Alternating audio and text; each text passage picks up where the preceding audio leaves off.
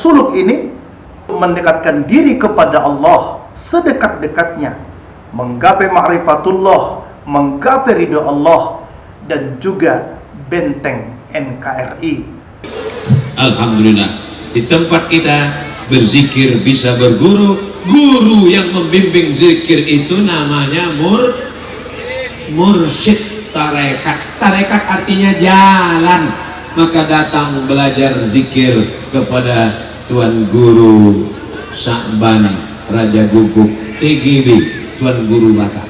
Mursyid tarekat Naqsabandiyah. Mudah-mudahan kita mendapatkan keberkahan ilmu dan zikir beliau. Dengan Tuan Guru Syekh Sa'ban Raja Guguk, Mursyid tarekat Naqsabandiyah, saya cium tangan beliau. Beliau nggak mau mencium tangan saya, berebut-rebut kan, hampir kena. Padahal beliau doktor, Tuan Guru, rendah hati. Tidak boleh ada keterpecahan dan keterbelahan karena agama, karena budaya, karena adat, apalagi karena politik yang rendah. Torekoh itu, atau juga orang menyebut dengan istilah tarekat, adalah jalan, suatu jalan untuk mendekatkan diri kepada Allah sedekat-dekatnya. Di dalam torekoh, terutama torekoh Naqsabandiyah, ada suluk.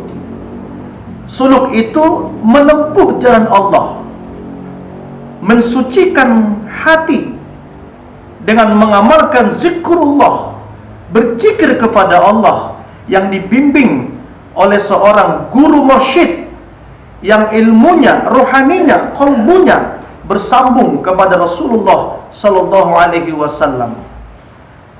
Buah dari perjalanan mengamalkan torekoh, melaksanakan suluk itu adalah ma'rifatullah, yakni mengenal Allah. Kalau sudah mengenal Allah, pasti akan datang mahabbah, cinta kepada Allah.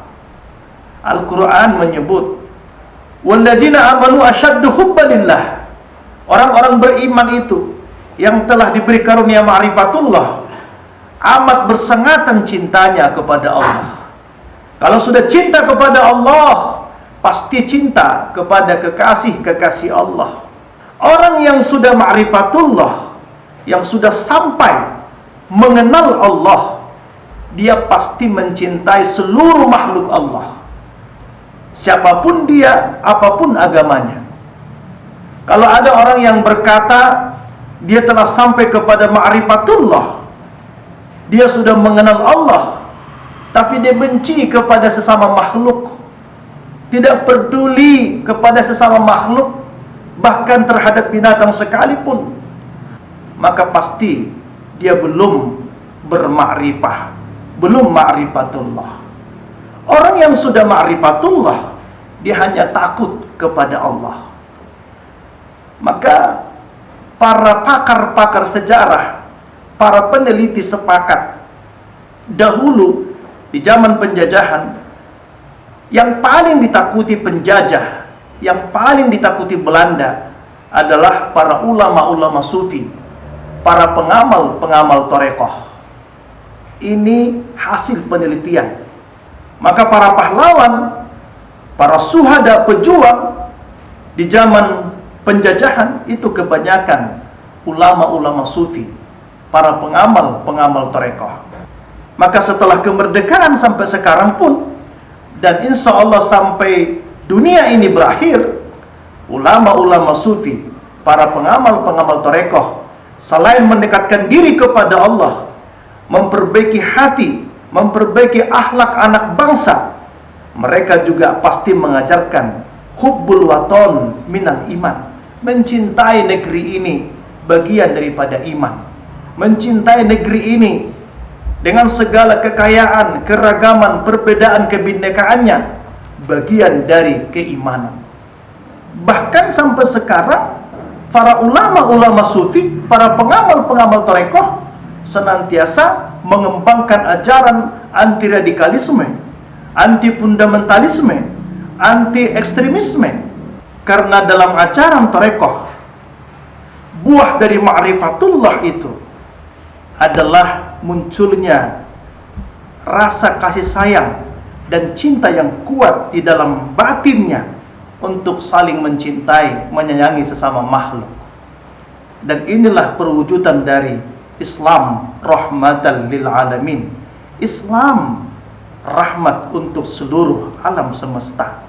Tentu tetap mengedepankan syariat-syariat Allah.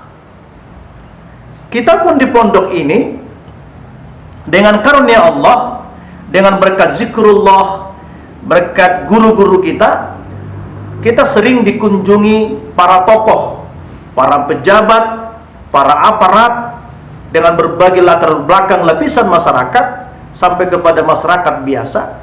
Biasanya mereka hadir di sini, selain ziarah, selain mengambil keberkahan, meminta nasihat dan doa, juga senantiasa kita rangkai dengan silaturahmi kebangsaan dan juga silaturahmi tokoh lintas agama sebagai bentuk wujud kepedulian kita dalam membangun persaudaraan sesama anak bangsa. Dengan demikian, tarekat ini, ajaran suluk ini mendekatkan diri kepada Allah sedekat-dekatnya, menggapai ma'rifatullah, menggapai ridho Allah, dan juga benteng NKRI. Seluruh anak negeri dan sampai kiamat kita bertanggung jawab terhadap kerukunan, kebinekaan, kedamaian bangsa ini. Bahwa kita bisa hadir bersama seluruh yang berbeda. Kita bersatu bukan karena politik, karena cinta dengan bangsa ini. Tuan Guru ini muda dalam usia, tetapi sungguh pun muda dalam usia. Saya merasakan beliau ini di samping ulama juga cendekiawan, dan saya merasakan dalam jiwa beliau ada sifat yang baik, yaitu